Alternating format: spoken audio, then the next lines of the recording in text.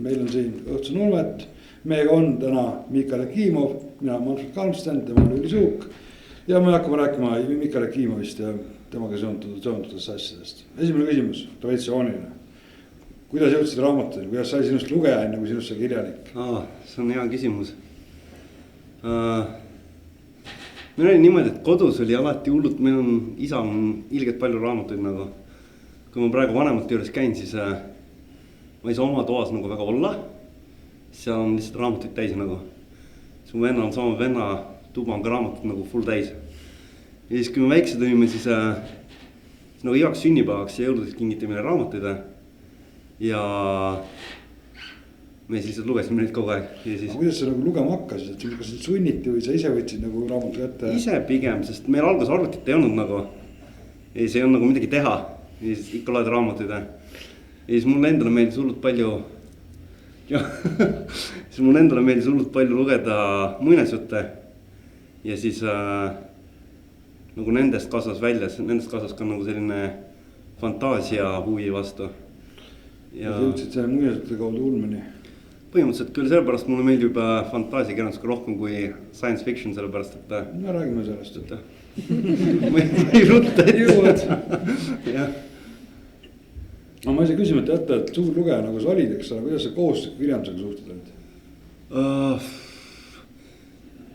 Jah. Tegelikult kui juures, ilmselgelt mul oli ka see, et kui ma väiksena mulle hullult meeldis lugeda, siis mulle meeldis rohkem lugeda nagu seda, mis ma ise tahtsin. Ja siis see kohustuslik kirjandus oli alati see asi, millest tuli läbi närida. Ma arvan, et kõvasti aitas ka see, mis nagu, või jutumärkides aitas. See, mis igas Eesti koolis on see, et esimene kohustuslik kirjandus, mida sa mäletad, on Kevade. Ja see jättis siukse, mitte kõige lõbusama maigu külge. Ja siis pärast seda oli nagu, et tunnis ka lugesid pigem nagu mingit oma raamatut kui nagu kohustuslikku kirjandust.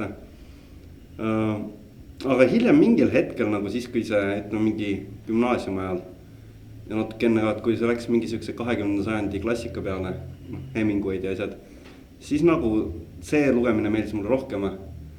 Aga üldiselt oli see, et pigem oleks enda asju kui nagu kohustuslikku kirjandust. Ma usun, et niimoodi umbes 99,9% kõigist, kes kohustuslikku kirjanduse kokku on puutunud. Aga kuidas sa sealt edasi siis ulmekirjanduse juurde jõudsid, mäletad sa esimesi raamatuid? Ja ma arvan, et esimene suur raamat, mis ma üldse läbi lugesin, oli Sõrmust seanda. Ja sellest oligi nagu see pisik külge jäänud, siis mul oli kogu aeg oligi see, et see on see latt ja siis seda ma lugesin, siis sellega oli ka see, et ma lugesin Sõrmust seandat nagu üle ja üle. Niimoodi, et kuni mingi hetk jõudis selle hetkeni, kus mul oli veits, ma ei saa öelda piinlik, aga see oli niimoodi, et kui mu isa astus tuppa nagu, siis ma peitsin Sõrmust seanda nagu padja alla ja võtsin mingi teise raamatu kätte. Sest muidu oli nagu see, et jälle sa loed seda Sõrmust seandat nagu, sest niipea kui see läbi sai, siis ma hakkasin seda otsast peale nagu lugema. Ja siis oli nagu see, et mingi hetk nagu muu ulmega ma väga ei lugenud nagu. Ja ega tollel hetkel, see oli mingi, ma ei tea, põhikooli ajal ma ei kirjutanud ka väga nagu ulmet. Ma kirjutasin mingit siukest Bukovski-laadset joomaolu. Ja siis... See on põhikooli ajal? Või umbes põhikooli, jah. Ja natuke hiljem ka. See ütleb midagi minu kohta, jah. Aga ulme lugemist ma hakkasin lugema rohkem pärast seda, kui ma hakkasin ulmet kirjutama nagu.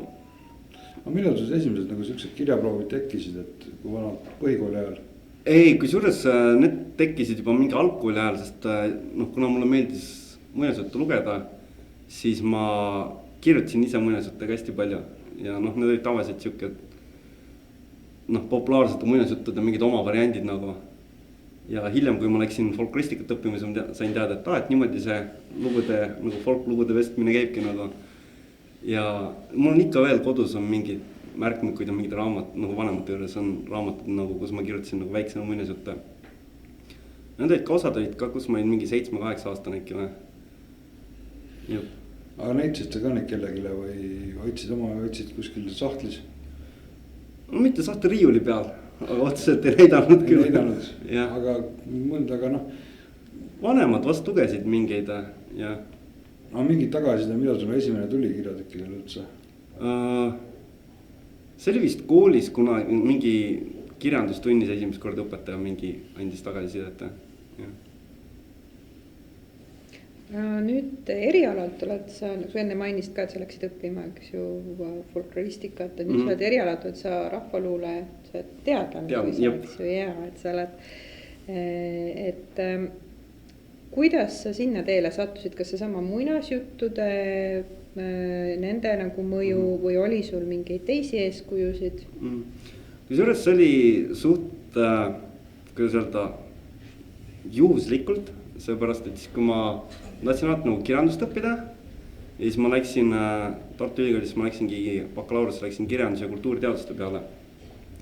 Siis see on nagu 4 erinevat nagu harvet, sul on eesti kirjandus, sul on eesti ja maailma kirjandus, sul on teatrikirjandus, sul on etnoloogia, sul on folkloristika. Ja mina nagu ülitark tüüp ei läinud sinna orientationile põhimõtteliselt. Ja siis ma ei lugenud ka e-maile nagu tollel ajal, siis ma ei teadnud, et kui sa lähed nagu mingit õppekava täitma, siis sa pead seda õppekava täitma nagu see on kirja pandud. Mina nagu esimesed 2 aastat registreerisin ainetele lihtsalt niimoodi, et see tundub põnev ja see tundub põnev. Ja siis mingi 3. aasta lõpuks ma sain teada, et sa pead tegelikult sul on asjad ja mis sa pead tegema. Ja siis oli nagu see, et ma valisin lõpuks folkloristika selle järgi, et ma olin kõige rohkem ainet selle taot nagu teinud. Et see on nagu lõpuks, see on minu valik, see oli lihtsalt olude sunnile. Aga väga hästi läks, sest see oli kõige põnevam eriala. No sellepärast jah, miks sa muidu selle loengutel käisid, eks ole? Aga uurid sa praegu ka midagi süvitsi, tegeled sa millegiga? Minu doktoritöö on Eesti rahvaluule arhiivainetel, ma uurin majahäld ja muistendeid Eesti rahvausundis. Mis põhimõtteliselt tähendab seda, et sa lähed arhiivi ja siis lihtsalt kaevad seal seni, kuni sa leiad materjali nagu. Ja aga on seda, on leida? On küll ja muidu sul on, ütleme rahvaluuteadusel, sul on 2 võimalust. Üks on see, et kas sa uurid arhiivimaterjali või siis sa lähed kuhugi koha peale ja teed inimeste intervjuusid. No aga majahäldi tõsiselt võtted on vist kõik ammu surnud juba. Seda võib enamiku rahvaluule materjali kohta öelda, jah. Aga siis mul oligi mind huvitas rohkem nagu see, et saada kuskil arhiivis lapata, kus on kartoteegid, kõik nagu riiulid ümber nagu.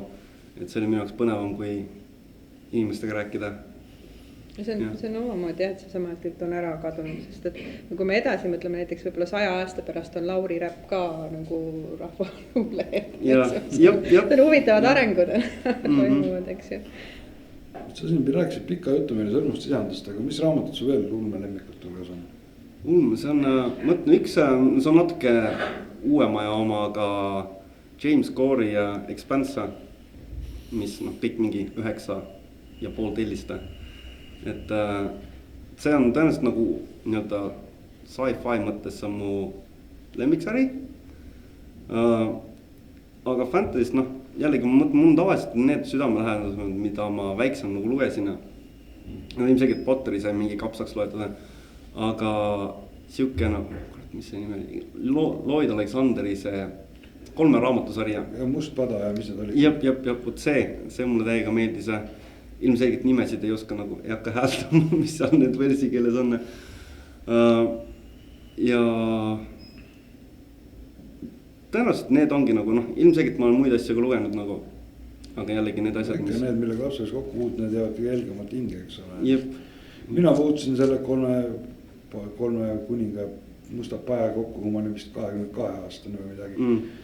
No ma ei arvanud sellest suugi nii hästi. Jep, ei aus. Aga mul meeldis see, et need olid siuksed, mis on mingi 100, 200, 150, 200 lehte, et see on siuke ühe pärastlanu lugemine nagu. Ja see oli pluss nende puhul. Ja siis palju asju nagu kokku surutud juhtub nagu siis siuke ladus lugemine. Su lugudes on tunda sellist tugevat rõhku karakteri loomel tegelastel. Et sa üritad neid üsna põhjalikult välja joonistada, et kas see on sihilik tegevus või see tuleb sul lihtsalt kuidagi välja? Ma arvan, et üldiselt kui ma ütleks, siis nagu lood tavaliselt algavadki nagu tegelastest. Et kui on vaja midagi kirjutada, siis mul ei ole õrnemgi, mis juhtub. aga mul on tavaliselt noh, lugu kas algab sellega, et mul on kuskil öösel kirjutasin mingi pool stseeni nagu. Või siis mul on mingi tegelane, kellest ma tahan midagi kirjutada nagu. Ja siis nagu sealt nii-öelda kasvab kõik edasi. Ja siis mulle üldiselt endale meeldibki rohkem vaadata, et kuidas nagu tegelane loo keskel või nagu loo vältel areneb. Ja mis ta ka saab, siis kuidas ta paneb, no, kuidas ta mõttemaailma muudab see, millega ta kokku puutub. Ja siis ütleme, et süžee, ma ütleks, et süžee on vähetähtis, aga see on nagu alati teisejärguline rohkem. Peamiselt on kas tegelane või siis maailm või siis see, et kuidas maailm tegelast nagu mõjutab. Üldiselt ma ütlengi mõningate märkide järgi, et arvutimängud on sind väga tugevalt mõjutanud rollimängud üldse, eks ole. Et kuidas sa ise sellesse väitesse suhtud, et okei, sa noogutasid, see on positiivne. Aga on see sinu arust halb või hea mõju? Ma arvan, et see on hea mõju, see on väga hea nagu märkus ka sellepärast, et üks asi, kuidas ma kirjutan nagu mingi hetk hakkasin kirjutamisse suhtuma, oli ka see, et ütleme, et kui sa mängidki mingit rollimängu, ma ei tea, Baldur's Gate'i või Mass Effect'i või midagi sükest, siis heades sellistes uutes rollimängudes või noh, Witcheris samamoodi sul on see, et kus sul on tegelasel on ees mingid valikud, eks ole. Mingi 1-2 valikut või 3 või mitte, mis iganes. Ja mis iganes valiku ta teeb, kogu nii-öelda see grupp, mis tal ümber on, see suhtub erinevat moodi sellesse nagu. Ja siis lugu võib areneda ka ise suundades. Ja siis mul oli nagu see, et mingi hetk mõtlesin, et see on täiega lahe nagu mõtet kirjutades ka, et kui sul peategelasel ongi mingid sõbrad kaasas nagu. Kõlab nii halvasti, kui sa ütled, et sul on peategelane, kes rändub sõpradega ringi, kes on NPC nagu. Aga põhimõtteliselt, et siis kui ta mingi valiku teeb, siis kõik tegelased ei pea alati nagu noogutama, ütleme, et jaa, väga hea, et lähme nagu teeme kõik selle ära. Et siis osad on nagu nõus sellega, osad ei ole nõus sellega ja osad on siuksed ükskõiksed. Ja ma arvan, et see on üks asi, mis nagu ma rollimängudest olen nagu arvutimängudest kaasa võtnud kirjutamisse. Ja üldiselt ega ma ise ütlen ka, et arvutimängud mõjutab mind tahest tahtmata. Et ega ei olegi võimalik hästi nullida nende mõju, eks ole, kui sa neid mängid, siis oled sellest mõjutatud, et ei. On ka minu logude kohta öeldud, et jah, nagu arvutimäng, eks ole, aga heas mõttes. Aga see ei olegi negatiivses mõttes. Aga sa selle LitRPG peale ei ole mõelnud, et kuidagi üldse seda nagu siduda? Kui suures, ma mõtlen tegelikult, kas need vanad mingid Meremaa valurid ja need asjad, mitte Meremaa valur, sorry, mis Tulemaa nõiad ja siuksed asjad nagu, mis oli see Choose Your Own Adventure nagu need raamatud, kas see läheb ka nagu LitRPG alla või? Ma ei teagi. Ei ole ekspert, et siin peab küsima. Tema lämbikut ei ole paraku. Igal juhul Noid ma mängisid, mis oli see, et umbes teed valiku, siis lähed mingi 400 mingit väikest tekstijuppi, siis sa lähed kui järgmise lehele. Ei, LitRPG rohkem on siuke mäng nagu tekstina, et kus nagu tegelane on nagu mängus. Ja tema tegevus siis ta saab tänu selle, ma vahet pole, ma vihkan seda žanri. Ei, kas on see, et ta on mingi umbes arvutimängus, et arvutimäng tekstis sees nagu. Jaa, selle peale see ei ole väga minu teema ka. Et seda on nüüd rohkem tulnud meil siin Eesti julmesse vaikselt sisse. Minu esimene sükene kokkupuude üldse. Ma arvan, et ennemik oli raamatutega arvutimängudega, eks ole. Aga ma arvan, aga ma mäletan seda, ma pettusin kunagi arvutimängudes, kuna need on üldse nii mingid kui raamatud. Aga olgu, et sinu loomega ma sain tuttavaks 2014. aastal. Jutuks said omal viimase augu, kui ma eksi. Oli siuke lugu? Ja reaktoris oli see. Ja, et kuidas suhtud sellesse positiivselt või negatiivselt? Ma arvan, et väga positiivselt, see oli esimene lugu, ma arvan, mis mul ilmus üldse. Ma ei olegi mürki võtta, aga vähemalt esimene või teine, sest reaktori see järjekord ütleb ka, et see oli esimene. Okei, see oli esimene lugu, mis üldse kunagi ilmus, sest et see oli, ma mäletan, et esimene ulmejutt, mis ma kirjutasin, oli Täheaja sinna ulmevõistlusele umbes samal ajal. Ja siis kui oli see linnaraamatukogus oli see aud, mis iganes tulemuste teatavaks tegemine, siis seal olid Raul ja asjad olid kohal ja siis Mant ütles mulle, et kuna meil on see ulme kirjutamise mingi töötuba, et tule sinna, siis ma läksin sinna ja siis ma kirjutasin mingi 3 lugu vist ja siis saatsin kõik Artur Räpile ja siis mingi hetk Artur kirjutas, okei, see üks lugu, see said endale viimase augu, see on nagu teeme sellega midagi nagu. Ja siis kui ma mõtlen, siis ma hullult hästi suhtun sellesse. Ma ei ole seda nüüd mingisugune aastaid lugenud vist. Aga jah, ma mäletan, selle me kirjutasime ka nagu seal samas ulmetaas oli umbes see, et alguses kõik ütlesid ühe suva teema nagu välja. Ja siis hääletamise põhimõttel, mis iganes teema jäi nagu peale. See läks, siis ma mäletan, et see on mingi said endale viimase augus, et mingi 7 inimest kirjutas sama pealkirjaga loo. ja siis keegi neist, ma ei mäleta, kes, keegi tahtis pärast ka nagu reaktoris avaldas sama loo, aga siis talle öeldi, et ta peab pealkirja ära vahetama, sellepärast, et üks selle pealkirjaga lugu on ees juba. Ja. Aga siis sealt edasi 2019 jutuvõistlus ja Ortoni isevärki avantüür ja sellega koos ka esikoht. Et kuidas sa ise sinna võistlusse sisenesid, et kas sa läksid selle eeldusega, et võita või tuli see sulle suure üllatusena? See on hea, ma ei läinud muidugi võitma seda kindlasti mitte, aga ma mäletan, et kui ma seda lugu kirjutasin, siis ma mõtlesin, et mul oli peas oli see mõte, et mis on mingi asi, mida Eestis ei ole nagu nii väga ilmunud. Sa vaatasid, et Aurupunk on mingi asi, mida nagu väga palju avaldatud. Siis mõtlesin, et võiks kirjutada Aurupungi loo. Ma ei tea mitte midagi Aurupungist, ma teadsin, et top hatid ja siis mingi kellavärgid nagu. Ja siis mõtlesin, et okei, võiks kirjutada selle loo lihtsalt sellepärast, et ma eeldasin, et keegi teine ei kirjuta seda. Siis võib-olla nagu hea, mina lasin lihtsalt seda, et kui sa top 10, siis tuleb raamat välja ja siis saad natuke honorari ja siis saad öelda, et minu raamat, nagu minu lugu on siin raamatus. Ja siis ma kirjutasin selle, hullult lõbus oli, ilmselgelt pärast sai samas maailmas veel juurde kirjutada. Aga ma mäletan seda, et mingi hetk siis, kui see jällegi see sama üritus, kus neid tulemusi teatavaks tehti. Ja siis ma lootsin, et äkki saabki mingi top 10, hullult teha. Ja siis järjest, kui neid kohti loeti ette, siis ma kurat nii halb lugu oli, et lihtsalt nagu järjest lähevad kohad ja siis mõtlesin, et nagu esimest kohta ei saa vaata. Ja nii halvasti läks, et jäin välja nagu. Ja siis korraks mingi kuskil keskel oli, et äkki ma võitsin nagu. Aga siis ma võtsin selle kiiresti maha ja see oli siis, kui esimene koht, või nagu siis, kui hakati esimest kohta lugema, siis ma ei kurat, keegi teine otsad sai. Ja siis loeti ette ja siis ma nice. Aga üldiselt oli jah see, et see põhimõte, et ma tahtsin kirjutada midagi, mida väga ei ole Eestis nagu tollel ajal nagu ilmunud nii palju. Ja siis vaadata, mis saab. Ega ma hakkasin ka kärmed mõtlema, et tõesti Aurupunki, see Ortoni isevärki avantüür oli esimene sükene vist 2000 aastate. Mis lugu kindlasti mitte ainuke lugu, aga üks neid, kes jah, kõige rohkem tähelepanu sai kindlasti, eks ole. Et ega ei tule nagu varasemast väga ette ühtegi. Aga läheme korra reaktori veel tagasi. Et reaktoris oled sa avaldanud väidetavalt minu väitel 13 juttu. Nice. Alguses rohkem, viimasel ajal kuidagi vähe, et millest selline langustrend on tulnud? Kus on nüüd see asi, mille ma näe ette saan panna? Kusjuures see on jah, mingi hetk mul oli lihtsalt see, et ma töötasin rohkem selle jutukoguga nagu. Ja siis ma kirjutasin vähem nagu reaktorisse. Ja siis viimasel aastal ma rohkem natuke õpitsenud romaani kallal, mis on vähem valmis, aga mitte nagu päris valmis.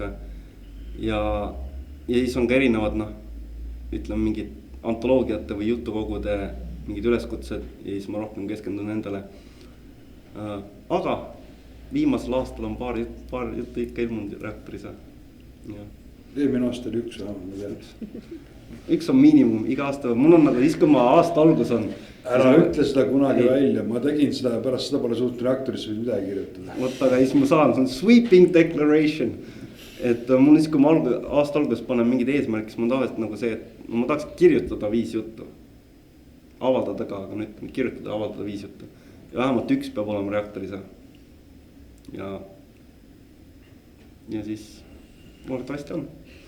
Vahepeal saab jaanuaris ära avaldada, aga siis on nagu alati see tunne, et kas see läheb arvesse nagu eelmise aasta jutuna, sest ma kirjutasin selle mingi detsembris või siis ma saan selle panna, et jaanuari, et need on tehtud nagu linnuki kirjas ja.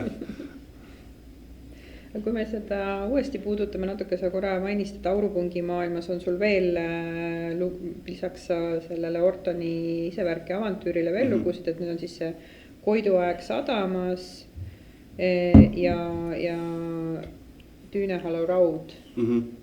Et võib-olla on veel midagi, mida me ei ole suutnud võib-olla siin nii-öelda nimetada, et seda maailma kaua sa seda maailma ehitanud oled ja kas sa oled seda teinud süstemaatiliselt või on see pigem juhtunud niimoodi, et hakkas minema otsast?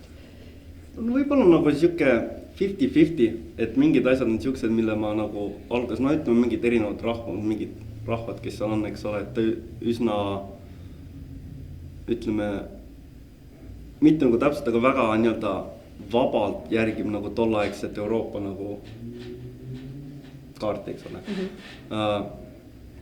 Ja noh, lisab selle oma pungi. Aga mul on enamjaolt on iga looga ma üritan nagu, mis on samas maailmas, ma üritan midagi uut nagu panna.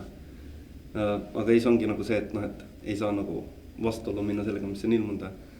Ja mul on ka see, et mul on lihtsalt üks mingi ilgelt suur fail, kus mul on vahepeal, kui mul tuleb näiteks kirjutada mingit ükskõik mis lugu, näiteks see, mis ma just saatin sulle, mis on täiesti teises maailmas, aga siis mul tuleb pähe mingi aurupungi stseen või mingi tegelane või mingi maailma mõte. Ja siis mul on see üks mingi ilgelt suur doc-fail, kuhu ma kirjutan selle sisse nagu.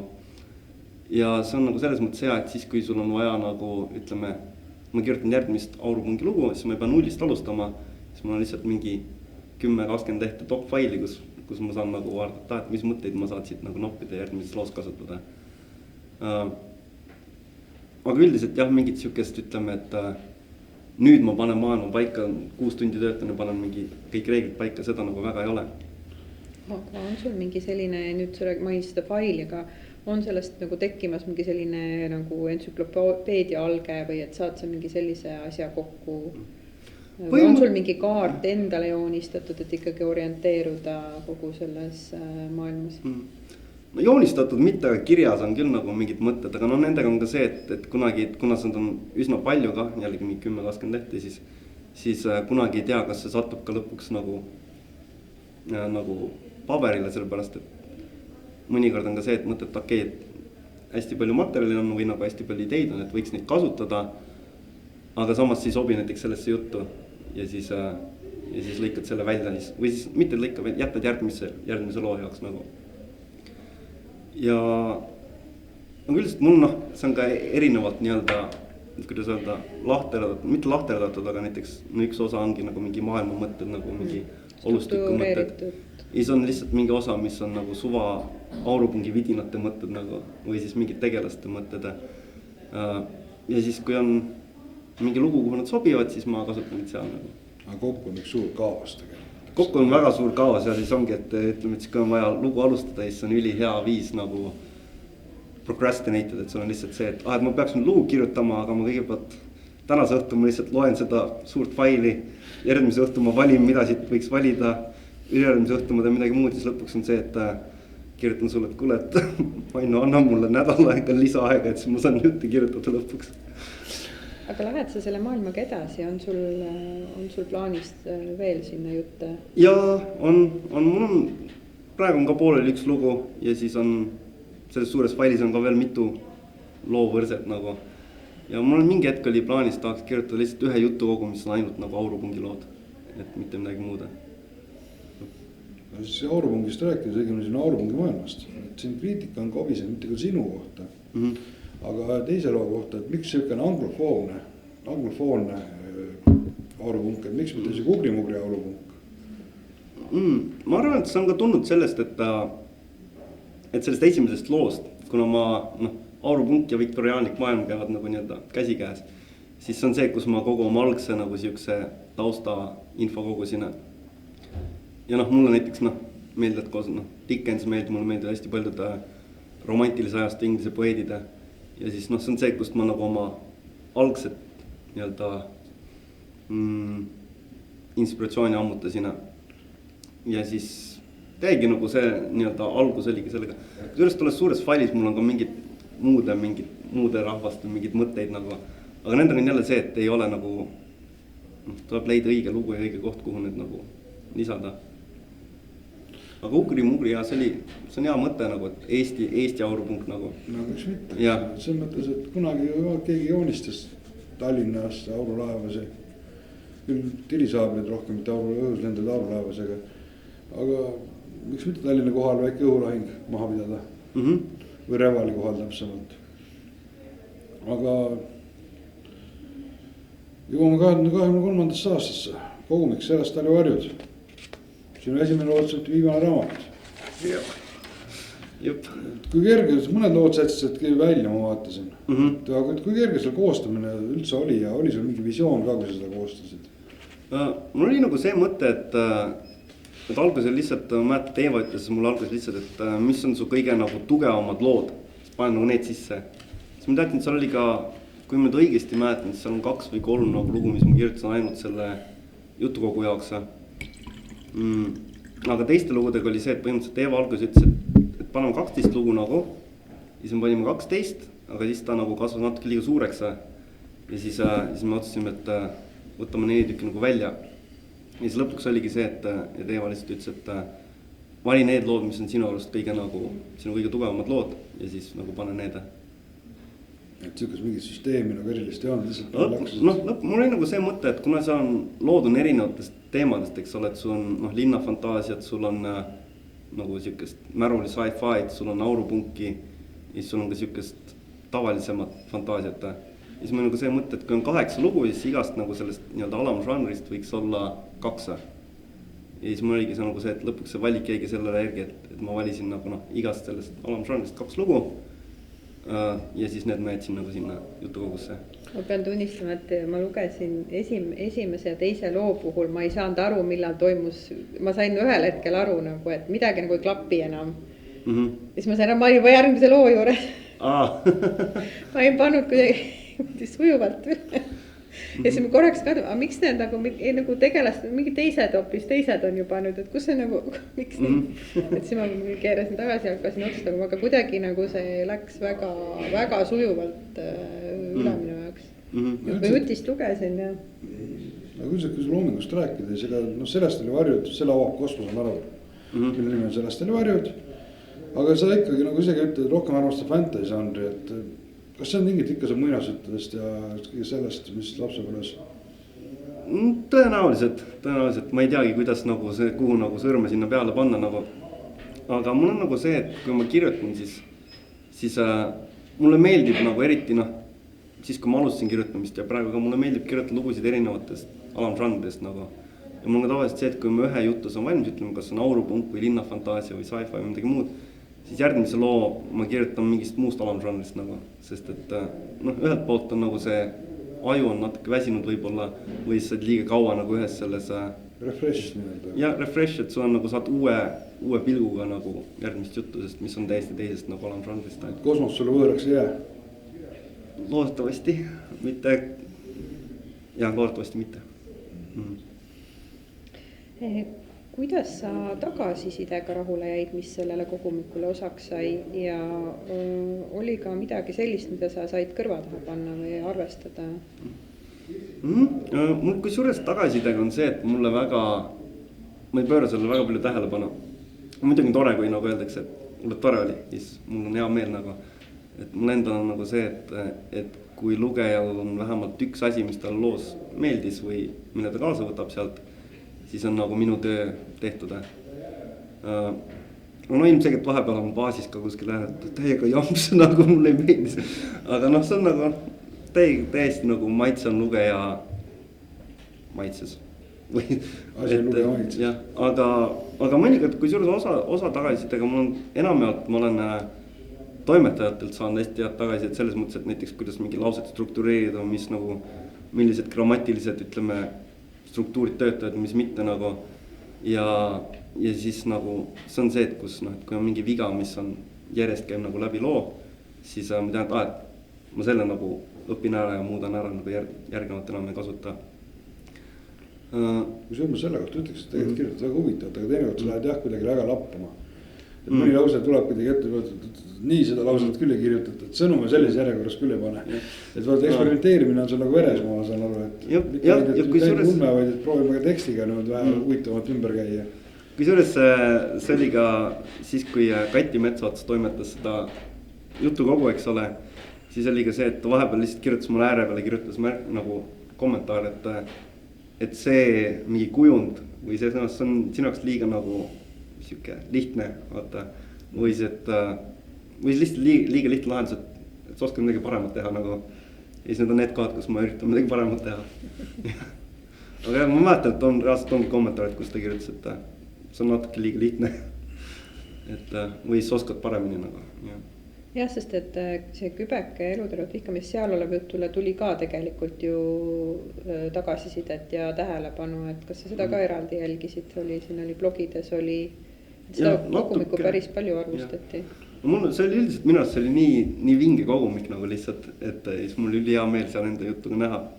Ja siis jällegi üldiselt mul on nagu, miks nagu väga palju ei ole, ütleme, kaasaegset fantaasiakirjandust lugenud, on see, et need, mida ma olen lugenud, hästi palju mulle tundub, see on võib-olla liiga nagu üldistamine, aga mulle tundub, et ülipalju on mindud selle grimdarki poole nagu rohkem. Ja see on lihtsalt üks asi, mis mulle nagu lugedes ei meeldi ja see on nagu, et kui ma loen, siis ma tahaks nagu, mitte alati, aga ma tahaks, et nagu, et tore olla pärast. Ja siis, kui sa loed mingit grimdarki, siis on nagu see tunne, et põnev, võib-olla hästi kirjutatud nagu, aga kuidagi mul ei ole hea tunne nagu pärast seda. Ja siis Hopepunking just see, et nagu risti vastupidi, siis on nagu, jah.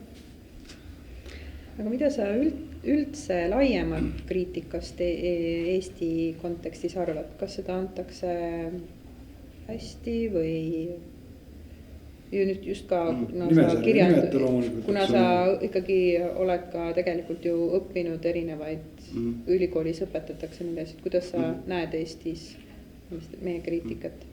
No see, et ühelt poolt on, mulle vähemalt tundub, et on rohkem nagu selliseid nii-öelda võimalusi tulnud selleks, et mingi hetk alguses 2014 reaktoris ei olnud ju väga neid kriitika nii-öelda või need arvustuse segmente, eks ole. Et need tulid natuke hiljem nagu, et nüüd nagu erinevaid meetreid, blogides arvustatakse ka, et nagu neid selles mõttes on hea, et on palju võimalusi, kuidas seda teha. Ja mul enda on alati see, et isegi kui sa loed kas enda mingit kellegi enda kohta käivat arvustust või mingit muud arvustust, isegi kui sa ei ole sellega nõus, nagu siis sa näed alati mingit teist, kuidas öelda, nurka, mille teatud lugu nagu vaadata. Ja siis on ka üks põhjus, miks mulle endale meeldib näiteks arvustusi kirjutada, avaldada või siis mitte avaldada, on see, et kui sa oled mingi filmi või sarja ära vaatanud või raamatu läbi lugenud, siis kirjutad mingi arvustuse sellele. Ja isegi kui sa kuskil ei avalda, siis on nagu see, et sa enda jaoks paned mõtted kirja, mis nagu sinu jaoks töötas ja mis ei töötanud, mida sa ise oleks teinud teisiti, mis oleks pidanud olema teisiti selleks, et see oleks sinu jaoks töötanud. Mitte, et see oleks õige mõte, aga lihtsalt see, et sa nagu õpid nagu rohkem sellest. Ma järeldasin sellest, et sa ei avalda oma arvustusi, et su arvuti on töötav alkolukk. On jah? Et see mõttes, et ma järeldan, et ei ole kuskil niimoodi öö jooksul pilv reede öösel, pilve ja kiimöö arvustusi netiruumi. Võimalik. Ei ole veel tulnud, et ükskord tuleb, ma saan aru. Võimalik. Aga kusjuures mulle endale meeldib lihtsalt neid arvustusi kirjutada kõvasti rohkem, mis on nagu negatiivsed arvustused, sest et sealt on üks on nagu lõbusam kirjutada ja teine on see, et sa õpid nagu rohkem. Et mitte nagu selles mõttes negatiivne, et see on täielik mäga, aga nagu, et miks on täielik mäga. Konstruktiivselt. Sellest nagu ise vähemalt õpin rohkem.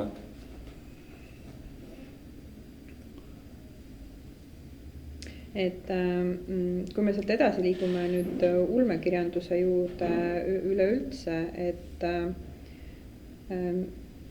kuigi alati käib see jutt, et ulmekirjandus ei ole nagu peavoolu kaanonis ja kõik need asjad, siis tegelikult meil ikkagi võib olla ka nii-öelda alternatiivseid kaanoneid ja meil on tegelikult ulmekirjanduses väga tugev fandom ja ka kirjanikud. Et milline on sinu nägemus ulmekirjanduse tuleviku väljavaadetest Eestis? Eestis ma arvan, et on päris hea, seepärast meil on järjest tuleb igasuguseid uusi kirjastusi, eks ole, kus saab avaldada, ise avaldatakse. Loodetavasti mingi hetk Kulka nagu otsustab, et võiks reaalselt raha kanda, eks ole, aga ma arvan, et see on nagu kõvasti parem, kui see oli nagu mõned aastad tagasi. Ja järjest just see, et hästi palju uusi võimalusi on tekkinud. Aga kas sulle tundub, et see on nagu mull, mis on lõhkemas, et võib-olla on olema allakäigu alguses? No ma arvan, et selleks, et muldlõhk kõigepealt võiks hästi suured rahad taga olla.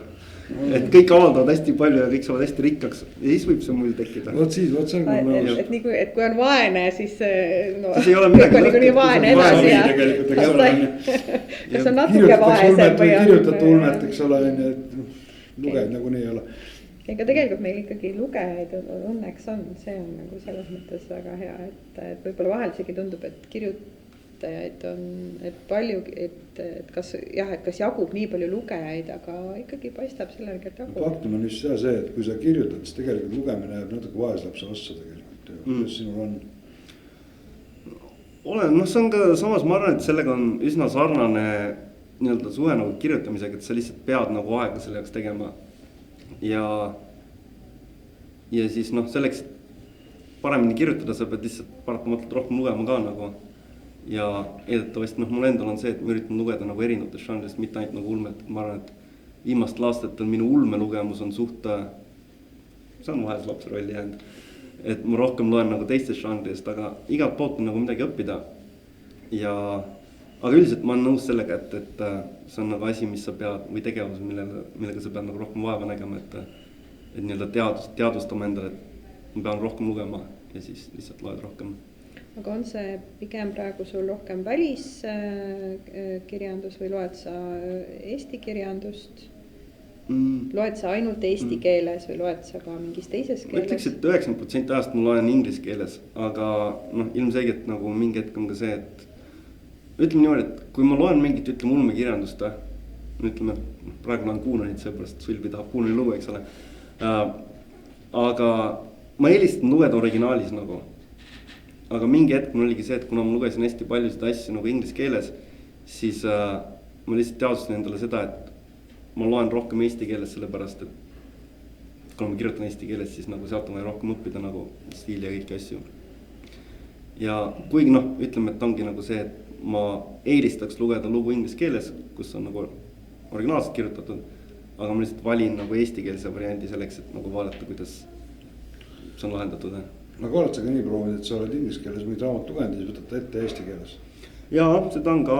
Vahepeal on vastupidi ka, et ma sõrmustasin oli see, et ma lugesin ainult eesti keeles seda ja siis ma lugesin hiljem inglise keeles. Aga vahepeal on muidugi seda ka, et loed nagu seda eestikeelset tõlget, siis vaatad, et that's not how it is nagu. Et kui mäletad nagu mitte alati, aga et kui mäletad, siis näed, et see ei ole nagu niimoodi. Mina ei tõlgiks seda niimoodi, nagu mina nägin seda asja teistmoodi nagu. Ja enne seda on, aga siis mõtle selle peale, et sina ütled küll, et that's not how it is, aga võib-olla aastaga varem on üks tõlkija, eks ole, keset ööd karjunud, et how it is, how it is. See on ka täiesti aus ja siis lõpuks ongi see, et tal on 2 varianti või 3 varianti ees, siis ta on nagu, et suva, ma lihtsalt võtan mingi ühe variandi, sest muidu ma jäängi see igaveseks nagu vaatama, kuidas see on. Ja. Oled sa kokku puutunud ka millegagi, mis on paremaks tõlgitud? See on, kui selles ma ei parem on nagu siuke võib-olla. Või nagu kuidagi sujuvamaks või? Ma lugesin Alasti lõunasööki, ma ei mäleta, kelle tõlgitud see oli, äkki oli Sauteri tõlgitud ja see oli nagu, sellega oli ka see, et ma lugesin seda kõigepealt inglise keeles, siis ma lugesin Sauteri tõlget ja see tõlge oli mega nagu. Et ma ei saa öelda jällegi parem, seepärast jällegi see on nagu suhteline, aga ta oli tõlgitud nagu üli hästi, et nagu keelelises mõttes, stiili mõttes nagu kõik need lahendused, sõnade lahendused ka ja sellised asjad, siis ma ei ole, et see on nagu mega hästi tehtud. Ja mõtlen, ma ei mäleta, kes iganes tõlkis seda Ginsbergi Howli, mis on see Loomingu raamatu silmud, see on ka nagu nii hästi tõlkitud. Aga rääkides raamatu kirjutamisest, et meil on AI, kunstiloojate hulka siginenud. Et on see sinu arust hirmutav või pigem positiivne? Ma ütleks, et esiteks ta ei ole kindlasti positiivne, ma nagu vihkan nagu ChatGPT ja üksid asju nagu südamepõhjast nagu. Aga ma ütleks, et ta on nagu hirmutav, sellepärast, et eriti nagu, võib-olla kui ta areneb mingi ilgelt palju, aga kui nagu praegu nagu eriti ma olen rohkem ingliskeelsega kokku puutunud, veits eestikeelsega, kui vaatad, kui palju ta teeb lihtsalt nagu, mitte ainult stilistilisi, grammatilisi vigu, see on lihtsalt nagu šokeeriva. Siis ma nagu see, et kui see on see tase, siis nagu loodetavasti hästi palju inimesi kasutab seda ja saadab seda kirjastustele ja siis on mul parem võimalus saada nagu avaldatud, eks ole. Et kuna see kvaliteet on lihtsalt nii mudas nagu, et ma ütleks, et minu arust ei ole nagu põhjust üli nagu palju muret tunda, lihtsalt sellepärast see kvaliteet on mulle umbes nagu, et kui teed nagu, lased mingil AI-l pildi teha, siis on nagu 7 sõrme, eks ole, et see on nagu. see aeg on möödas kahjuks, et praegult on juba keeruline vahet teha, et ma ütleks, et ikka ma vaatan, on ikka Valletšo või ei ole Valletšo, et üritad lugeda sõrmi üle, eks ole, aga see ei aita enam. no noh, see ongi võib-olla see oleneb nagu erialast, tõenäoliselt Liis, kui sina pilte näed, siis sul on kohe, et sa näed, et see asi nagu ei tööta. kõik enam ei ütle küll. Vaata fotod on ka, ta teeb siuksed fotod, elu sees ei ütleks. või noh, hiljuti oli näiteks üks laul ilmus, Trash jagas. mul läks kõva 15 sekundit võib-olla, enne kui ma sain häälduse järgi aru, et kuule, et see on AI laulab, eks ole, et see ei ole täpselt mitte inimene seal. ja nüüd nad vist panevad isegi seda imiteerivad, et ta nagu hingamine ja muidu tal ei ole ju vaja hingata seal, eks, aga ta tehakse, et oleks võimalikult elutruud, siis proovitakse neid inimlikke vigu sinna juurde panna ja füsioloogilisi probleeme, et näiteks peab hingama, et noh, selles mõttes panna sinna juurde. ma pigem jah, mina näen seda üsna hirmutavana, aga noh, kuidas keegi. aga lõpetuseks, räägi meile, nüüd on aeg reklaami tegemiseks, et mis on töös ja tulevikuplaanid, sa mainisid romaani. mul on jah see Sellest oli varjud esimese loo maailmas ilmuv romaan, see on, sellega ma praegu toimetan seda. aga üldiselt mul on alati vähemalt mingisugune 2-3 lugu pooleli. Pooleli on ka siuke, et mitte nagu 50%, aga niimoodi, et seda saaks kirjutada veel ja veel. Work in progress. Work in progress, eks ole. ma saan aru, et Howardi üleskutsest seda ka võtades. jah, ja sellega, jah. et alati on midagi, mida kirjutada. aga mul on tavaliselt ka see, et kui on mingi üleskutse, siis ma olen ülihalb tähtaeg, et siis ma alati kirjutan, siis ma alati teen lõpus nagu seepärast, et muidu on nagu see, et kui sul on 6 kuud on tähtaeg nagu, 6 kuu pärast on tähtaeg, siis on liiga palju aega nagu mõelda. Ja siis sa ikka hakkad kirjutama viimasel nädalal, sest et siis ei ole enam aega kuhugi põigelda. aga see su romaan, et see on siukene suurem romaan või vähem romaan? Kuidas defineerida? Ma ütlesin mingi siuke 50 000 sõna. See on siuke mitte õhem, aga mitte suurem. Keskmise poole. Jah, keskmise poole. Ja siis tuleb, eks ole, siukene Oogra möll, nagu Sellest oli varjud. Tõenäoliselt, jah. Aga räägime siis publikuga, et kas publik tahab äkki midagi rääkida? Jah. Olete te kunagi mõelnud sellest, et need arvustused, mida sa meelid, reaktoris? Et ma olen arvustustest nagu. Nagu äkki reaktoris on? Ei, ma ise olen tegelikult kirjutanud päris palju filmi ja mingid teleseriaalide arvustusi reaktorisse. Miks mitte enam? See oleneb ja tujust nagu, et või siis see, mis parasjagu kirjutad. Mul on nagu mõnikord on ka see, et kui jutu kirjutamine on liiga keeruline või siis on siuke periood, kus ei kirjuta lugu, siis arvustust saab nagu alati kirjutada ja lihtsalt vaatad midagi, siis on nagu natuke kiirem töö. Aga see on ju midagi, mis ma tahan rohkem teha. Ma ütlen, Tanel, tal on alkolukk arvutil täiesti toimiv, et see ei ole niimoodi, et Turris Jakimov läheb arvutada, täna ma saan kõik oma arvustused reaktorile. Selleks on reaktoris toimetajaks, ütleb, jah. Nii et see võib käsitleda pooliku lubasust. Jah. Kui sa ütlesid, et alustasid viimast Steampunki teadnud kirjutamist, et oled sa ennast vahepeal harinud selle teema, siis ulatuslikult? Hiljem küll, jah. Aga see oligi loo jaoks pidi harima, sest et siis oligi nagu see, et mõtlesin, et võiks Steampunki kirjutada, Aurupunki kirjutada, aga kuna ma ei teadnud midagi sellest, siis pidi lugema ja uurima. Ja hiljem muidugi uute lugudega on natuke rohkem seda teinud ka. Küberpunki ei plaanigi? See on üks asi, kus mul lihtsalt, võib-olla ma pean ütlema, et see ei ole minu jaoks nii köitev nagu see teema. Ja mul ei ole nii palju võib-olla tehnilisi teadmisi selle, mitte nagu kirjutamise mõttes, aga selle alamžanri mõttes. Aga jah. Juba võimalust lõpetada. Ei. kuna sul tekkis see mõte või nägemine, et võikski nüüd kirjutada, et minu arust võiks, kas see oli teadlik mõte, et noh, ma võiks saada nagu autor või kirjanik ja kas see tuli pärast esimest võistlust, kas see oli kunagi varem juba kuskil mõtted olemas, kas see tuli protsessi käigus, kuidas seda käis? Ma arvan, et see tuli pärast esimest võistlust, sellepärast et alguses oli lihtsalt see, et kirjutad sahtlisse nagu või siis kirjutad midagi ja ei tea, mis sellega saad, loodad, et kunagi avaldad. Aga siis, kui selle esimese enda ilmutatud mingi asja saad kätte, nagu et noh, kogumikus on sinu lugu sees, siis vaata, ma sain mingisugune 200 eurot selle eest. Siis oli nagu, et see tunne, et raha pärast pulli nagu ja. Aga peast ma arvan, et see on see, et kui see nagu esimest korda see raamat käes oli, sest noh, Reaktoris ilmus lugu, vähemalt 2 lugu ilmus varem nagu enne seda, kui see Täheaeg sai välja antud. Ja tollega oli muidugi see nii-öelda see tunne, et jess, et minu asi sai avaldatud nagu. Aga siis, kui sa saad selle raamatu, seda saad käes nagu hoida, siis oli nagu see tunne, et ma tahan seda tunnet nagu veel kogeda. Ja see on ka üks asi, mis ma arvan, et iga kord, kui mul raamat lugu trükis ilmub nagu, siis on nagu see, et see sama tunne tuleb tagasi ja siis see järjest läheb edasi nagu iga kord. Sõltuvus. Jah, aina rohkem on vaja, nii suuremat doosi. Jep.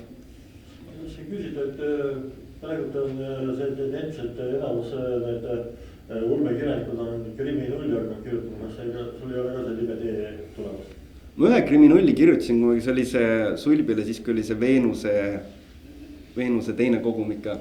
Seal minu kriminulli karjäär sai seal alguse ja ma ei tea, kui ma ütleks kiire lõpu, aga ühelt poolt ma mõtleks nagu seda, et tegelikult iga lugu, mis sa kirjutad, on teatud mõttes kriminull nagu. See ei ole otseselt see, et detektiiv läheb ja lahendab midagi, aga see, et sa järjest avad nagu informatsiooni lugejale ja järjest tegelane avastab midagi. Et teatud mõttes nagu ma lähen alati sellega, et iga lugu on teatud mõttes nagu kriminull. Aga võib-olla mingi hetk ma kirjutan nagu siukse full kriminulli ka. Aga see peab ulmeline, see on ulmeline, see on siis ulmeline. Võib-olla see toimub Aurupungis, aga seal mingi ulmeline asi see ei ole oma. Ma siis küsiks veel, et kas seda juhtub, et toimetaja tuleb ja ütleb, et see lause tähendab midagi muud selles kontekstis? Jep, on tulnud ette. Ja kuidas see vaidlus lõpeb tavaliselt? Ma muudan ära. Aga kui sellest tavaliselt meil on ka, mis mulle nagu, miks mul on näiteks Kati Metsaotsa küll hea nagu ja varem nagu teist toimetajatega ka siuke hea suhe on see, et noh, ilmselgelt on nagu see, et kui toimetaja kirjutab sulle mingi kommentaari, näiteks, et see lause võiks niimoodi välja näha. Et nagu see sõnast, see toimetaja võiks niimoodi välja näha. Siis minu peas on see, et ma ei kasuta sama lauset, mis ta mulle ette andnud. Ma olen võib-olla mingi kõik nende lugude puhul mingi paar korda kasutan täpselt sama lauset, sest mul on alati endal mõte, et ma võtan selle soovituse, aga muudan selle nagu enda omaks. Ja siis ma kirjutan nagu sama põhimõtet järgides, aga mingi oma lause.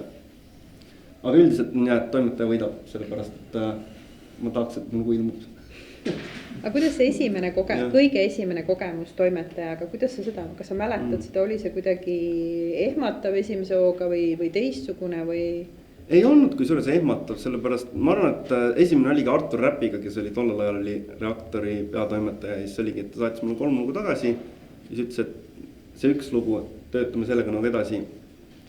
Ja siis kuna see käis reaalselt läbi vist mingi 5, 6, 7 toimetuskuuri nagu enne kui see lõpuks ilmus, siis see nagu kasutas selles mõttes, noh, seal on midagi negatiivset kunagi, see kasutas veits nagu paksu naha, et nagu ma lähengi alati selle mõttega, et toimetaja teab seda, mis ta teeb nagu, mis on loogiline ja mina nagu kuulan, sellepärast, et see on nagu, mul ei ole samasuguseid kogemusi ja samasugust teadmiste pagasit ja siis mul ei ole nagu seda kunagi olnud, et ma ei taha seda muuta või siis noh, mõnikord tegelikult on, vaata, ma ei taha seda muuta, aga siis ma kirjutan ka, et võib-olla me ei muuda seda, aga tavaliselt ikka muudame. Ausalt, toimetajal ei ole küll alati õigus, aga tal on õigus enamasti. Grammatika ja stiili mõttes põhimõtteliselt alati nagu. Veel üks küsimus, aga see on nagu kahene. Kahe osaline, esimene on selline, kuidas sa leiad, kas sul on lihtsam kirjutada seda näiteks, kui ongi mingisugune kogumik, näiteks kassi kogumik või lennuk kogumik, et sul on selline teema või raamatik ette selle peale kirjutada või siis pigem nagu omaenda mõtteid ja maailma lugusid. Ja siis see teine osa ehitab või teine küsimus ehitabki selle peale, et minu enda nagu sinu lemmik või minu enda lemmiklood sinu lugudest on sellised nagu vahetuslugu ja sõnad ööpäeva all, mis on pigem päris kauged sellisest klassikalist tulnust, mis on aurupunktid on palju sümboolsemad ja sellised semiootilisemad lood, et kuidas sa selleni jõudsid või millest sul tuli selline soovitung kirjutada just seda tüüpi lood? Ma vastan esimesele või nagu teisele küsimusele enne, sest mul esimene läks meelest ära. Sorry. Kassi ja Veenuse teemad või? Teemad, okei, siis vastan esimesele. See on nagu pigem võib-olla see, et kui tuleb mingi, ütleme, jutukogu üleskutse või mingi teatud teema üleskutse, siis mul endal ikka see, et ma kirjutan selle omamoodi nagu, mis alati ei ole mõnikord toimib, alati ei ole toiminud, seepärast näiteks see jutt, mis oli selles lumetüdruku kogumikus, minu saatsin, see oli alati ei sobi, vaata, see minu tõlgendus, mis on täiesti aus, sellepärast ma kirjutan teistmoodi võib-olla, kui on nagu eeldatud. Aga mõnikord see töötab nagu. Põhimõtteliselt on lihtsalt see, et kui on mingi teema, siis ma üritan selle kuidagi lahendada enda moodi. Aga ikka olla teemas sees, seepärast jällegi ma tahan, et mind avaldatakse. Või siis, et see lugu varitakse. Ja siis, aga teisele küsimusele, et see linnafantaasia mõttes mul on nagu see, et need on sellised õudusjutud nagu enamjaolt. Mulle õudust ei meeldi vaadata, ma ei suuda üldse horrorfilmi vaadata, aga mulle meeldib lugeda neid. Ja mulle meeldib ka väga selline ulme, kus ulmeelement ei ole nagu selline kõige olulisem, ma ei saa öelda kõige olulisem osa, aga selline kõige nähtavam osa, et kui ta on selline rohkem tunnetuslik. Või siis, et ta on nagu tegelaste kogemuses. Et näiteks, kui see on lugu, mis sa võid lugeda seda ulmelisena, või sa võid lugeda ka sellega, et see inimene on lihtsalt saab teatud veidra kogemuse osaliseks nagu. Et ta on võib-olla rohkem selline maagiline realism. Ja neid lugusid mulle meeldib kirjutada nagu, eriti nagu kuskil talvisel või sügisel ajale. Ja jällegi nad on ka, ma ütleks, et võib-olla linnafantaasia on ka selline, mis pärast seda, kui sa oled kirjutanud mingit aurupunki või siis mingit nii-öelda kosmosemärulit nagu, siis on alati selline hea alamžanr, kuhu minna, seepärast on nagu natuke kaugem nendest ja siis on nagu lõbus ja põnev endal kirjutada. No Miikal räägib väga kiiresti, me jõuame paarkümmend küsimust veel läbi võtta. Kus nad on? Mul on ka üks küsimus, sinu nime kohta. Jeekim on mingisugune Eesti rahva mütoloogia tegelane või midagi selles vaimus. Kuidas sa suhtud, kui sind Jeekimoviks nimetatakse? No ma loodan, et kui see on lahe tegelane, siis ei ole mingit probleemi. Kevadis oli Jeekimid olid sellised põlevimoodi asjad pisikesed. Aga armsad. Kindlasti. Aga ei, pole probleemi. Oli kontingent, kes üritas populariseerida Jeekimovi, aga see ei saabunud kunagi nagu läinud massidesse. Ja seda mitte üldse halvasti mõelda, see kõlab nagu hästi, et nagu Jeekimov. No, Jeekimid ja muu sihukene. Väga hea nimi tead ulmekirjanikule, eks ole. Etnokoll, eks ole. Etnokoll, väga aus. That's me. Võib-olla siis Halloweenil on hea kostüüm nagu välja mõelda. Praegu Jaapan populaarne, seal saab ka Jeekimov. Jaa, seda saaks ka. Et kui ei häälda mõtled. Aga sa alati mõtlesid, et sa kirjutad oma nimelt, et see nagu pseudonüümi peale või mõtlesid sa pseudonüümi peale ka? Ei mõelnud. Mul oli alati see, et see on minu asi ja minu nimi ja et siis kõik teavad, et see olen mina. Ja lihtne on. Jop. Aga olgu, kui rohkem midagi ei ole, siis üks aplaus Miikalile. Loodame, et on põhjust veel kutsuda, kui romaan ilmub näiteks. Et edu sul sellega ja lähme jooma. Aitäh!